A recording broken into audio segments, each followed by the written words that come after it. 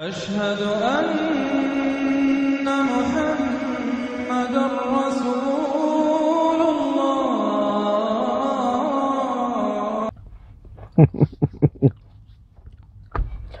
महापुरुष जो भी आते हैं तो ये सब बातें बहुत सारी जो मैं थोड़ी थोड़ी बता रहा हूं, इसके अलावा भी बहुत सारी बातें हैं जो वजह बनती हैं कि आने वाले महापुरुष का राज को पर्दे में रखा जाए, छुपाया जाए, ताकि जालिमों से उसकी हिफाजत की जाए और जो पल वो गुजारे थोड़ा चैन मन से, वो खुद भी थोड़ा सुकून से रहे। वैसे भी महापुरुषों को बहुत तकलीफ होती है। देखने में तो वो साधारण से मनुष्य लगते हैं और उनके जो सच्चे मानने वाले होते हैं वो समझते हैं कि ये महापुरुष बहुत पहुंची हस्ती है और बहुत ईश्वर की बड़ी कृपा है इस पर, इसे कोई तकलीफ नहीं होगी, ये बड़ा ग्रेटर है, महान है, शक्तिमान है और ये अपनी शक्ति से बहुत कुछ कर सकता है। ऐसा नहीं है। वो बहुत सख्त तकलीफ से गुजरता है। जितना बड़ा महापुरुष होता है उतना सख्त तकलीफ उसको पहुंचाई जाती है। सच्चे जो भक्त होते हैं, सच्चे जो मानने वाले, भक्त का मतलब पूजा करने वाले नहीं, भक्त का मतलब जिसके दिल में मोहब्बत होती है। वो अंग्रेजी में कहते हैं ना, मैं फला का फैन हूँ। और बोलते हैं ना, एक लड़का बोलता है मैं जी कौन सी हीरोइन है अभी टॉप में जा रही है, मुझे पता नहीं यार, मैं फिल्में बहुत शायद फराह खान है और भी बहुत सारी होंगी।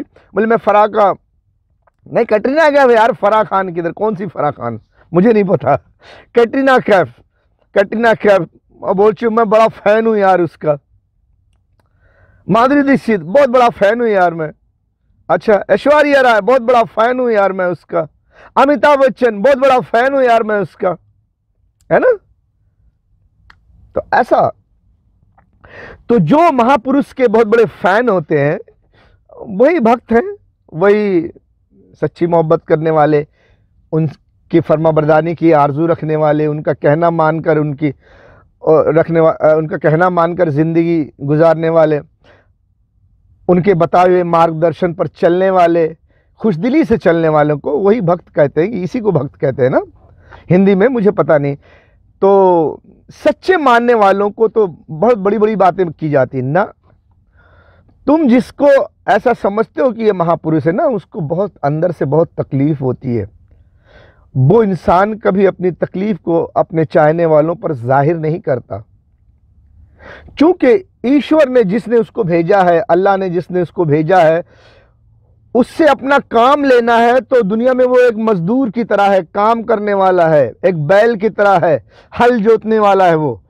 तो उसको कुछ इनाम भी मिलना चाहिए ना, मेहनत मजदूरी कर रहा है तो उसको कुछ तनख्वाह भी मिलनी चाहिए ना। तो वो जब मेहनत मजदूरी करेगा तो उसकी मेहनत बहुत सख्त होती है, उसके रास्ते में बहुत सारे कांटे होते हैं, उस पर से उसको चलना होता है, बहुत सख्त तकलीफ से गुजरना होता है। तो कल मौत के बाद उसका दर्जा भी बहुत बड़ा बुलंद होता है। तो ये सब बातें आम आदमी को नहीं पता होती। जैसा कि आखिरी नबी मोहम्मद सल्लल्लाहु अलैहि वसल्लम ने फरमाया कि मुझे तमाम नबियों से ज्यादा तकलीफ पहुंचाई गई, तमाम नबियों से ज्यादा तकलीफ पहुंचाई गई, चाहे वो ईसा अलैहिस्सलाम हो, मूसा अलैहिस्सलाम हो, उससे पहले सुलेमान अलैहिस्सलाम, दाऊद अलैहिस्सलाम, उससे पहले यूसुफ अलैहिस्सलाम, इब्राहिम अलैहिस्सलाम, नूह अलैहिस्सलाम, और जो भी नबी आए उन तमाम नबियों से सबसे ज्यादा तकलीफ मोहम्मद सल्लल्लाहु अलैहि वसल्लम को पहुंचाई गई। मुमकिन है कि इस वक्त का जो महापुरुष है मोहम्मद सल्लल्लाहु अलैहि वसल्लम से भी ज्यादा तकलीफ उसको पहुंचाई जाए।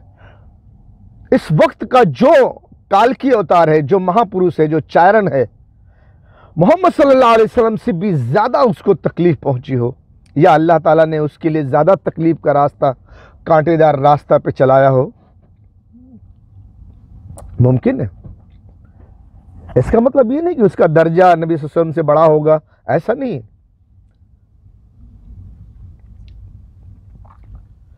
तकलीफ उसे बहुत पहुंचाई जाती है। जिसे आम लोग समझते हैं कि वो शक्तिशाली है, महान है, ग्रेटर है, काल की अवतार है, चायरन है, महापुरुष है, वाह वाह वाह, लेकिन कोई ये नहीं जानता कि वो शख्स अंदर से कितना दुखों से भरा हुआ है, कितनी तकलीफ उसको पहुंचाई गई है इस कार्य के लिए, इस काम के लिए कितना दर्द उसे दिया गया है, कितने जख्म उसके सीने पे लगे हैं, कभी कोई नहीं झांक कर देखता और वो किसी को बताता भी नहीं है। अगर आप इसी तरह देखें तो मैं अगर हिंदू कोई मेरी बात सुना तो हिंदुओं को भी बता रहा हूँ, मुसलमानों को भी बता रहा हूँ। मैं हिंदुओं को नबी सल्लल्लाहु अलैहि वसल्लम के बारे में तो बता दिया, मुसलमान समझ जाएंगे लेकिन हिंदू नहीं समझेंगे, तो हिंदू समझ लें।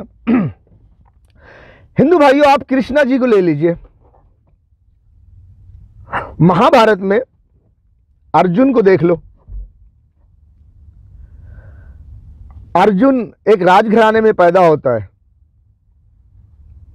थोड़ा बच्चा होता है, उसको पढ़ाने के लिए ऋषि के पास भेजा जाता है, फिर उसे गुरु लाया जाता है, उसे धनुर्धर बनाया जाता है, फिर वो एक राजमहल में पलता है, बड़ा होता है और किसी न किसी तरह वो महाभारत में युद्ध के लिए रथ पर वो धनुष बाण लेके खड़ा होता है एक तरफ। दूसरी तरफ आप देख लो कृष्णा जी को, वो पैदा होते ही मुसीबत में हैं। वो जहां पैदा होते हैं वो एक कारागृह होता है, कारागृह बोलते हैं ना, एक जेल को। उनके मां बाप को क्रूरता से कैद कर लिया जाता है। भाई, मां का भाई कंस, बाप का दुश्मन, अपनी बहन के पेट से पैदा होने वाले हर बच्चे का दुश्मन, पैदा होने वाले बच्चे को मार देता है। सोचो कृष्णा जी की मां पर क्या गुजरती होगी जब उसके कोख से पैदा हुए बच्चे को मार दिया जाता था। और उसके मां बाप को, कृष्णा जी के मां बाप को जेल में रखा गया और कृष्णा जी भी जेल में पैदा हुए। कभी सोचा? और जेल में पैदा हुए तो मौत के डर से उनको किसी तरह निकाल दिया गया, 7 समंदर पार कर दिया गया। बचपन में मैंने पढ़ा था 7 समंदर पार कर दिया, सूप में लेकर समंदर से गुजरे, कौन सी नदी से गुजरे, कौन से समंदर से गुजरे, 7 समंदर कहा गया। अब 7 समंदर हिंदुस्तान में कहाँ है? कौन सा जगह है जहां वो पैदा हुए थे और कौन सी जगह है जहां वो ले गए बाद में, और वो 7 समंदर उसके बीच में कितना फासला कहाँ है, मेरी समझ में आज तक नहीं आया। बहरहाल 7 समंदर पार करके ले गए, सूप में रखकर, और शेषनाग सांप आकर जब बारिश हो रही थी तो उसके फन काट के उनके पर बारिश ना पड़े।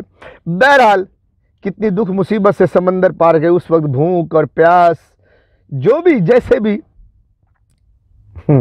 उसके बाद भी एक गरीब के घर में वो पले बड़े, गाय भैंस गोरू वगैरह चरा करके। उनको भी तो चाहिए था किसी स्कूल कॉलेज में एडमिशन होता, उस वक्त के स्कूल कॉलेज में एडमिशन होता, पढ़ते लिखते, अच्छे लिबास पहनते, किसी अमीर के यहाँ जाते, किसी राजा के यहाँ पलते बढ़ते। नहीं, एक गरीब दुखियारी के यहाँ गए, माखन चोर कहा गया उन्हें। बहरहाल उनके दुख मुसीबत पे देखेंगे तो वो वही जानते हैं, आम लोगों को इसका अंदाजा नहीं होता।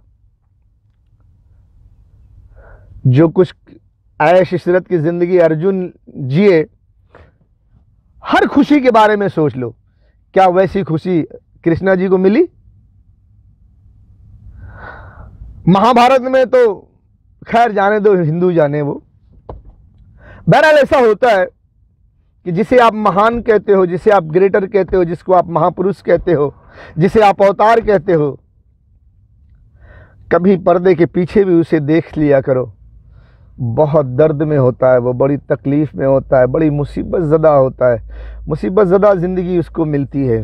उसके रास्ते में बड़े बड़े कांटे होते हैं।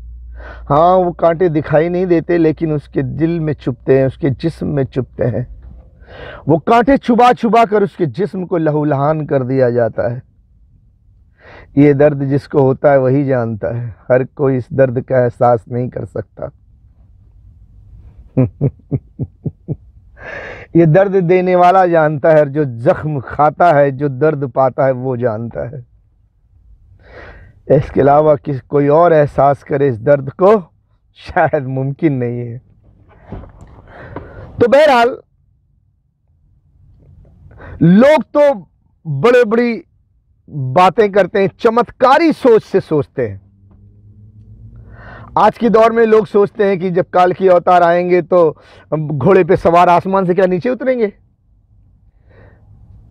हाँ, चमत्कार दिखाते आएंगे, बोलते आएंगे मैं काल की अवतार हूं, देखो मैं चमत्कार दिखा रहा हूं, लोगों मुझे पहचान लो। नहीं आएंगे, नहीं। दूसरी चीज कहा गया है कि वो सफेद घोड़े पर आएंगे और उनके हाथ में तलवार होगी। क्या वाकई वो सफेद घोड़े पर आएंगे और उनके हाथ में तलवार होगी? तो मेरे दोस्तों एक बात ये भी बता दूं कि उनके हाथ में तलवार होगी और वो घोड़े पर सवार होकर हाथ में तलवार लेकर आएंगे। लेकिन घोड़े पर सवार और हाथ में तलवार का मतलब क्या है, मैं आपको थोड़ा सा इसकी हिकमत जो कुछ बताता हूं, मैं थोड़ा समझाता हूं आपको, इसे समझिए।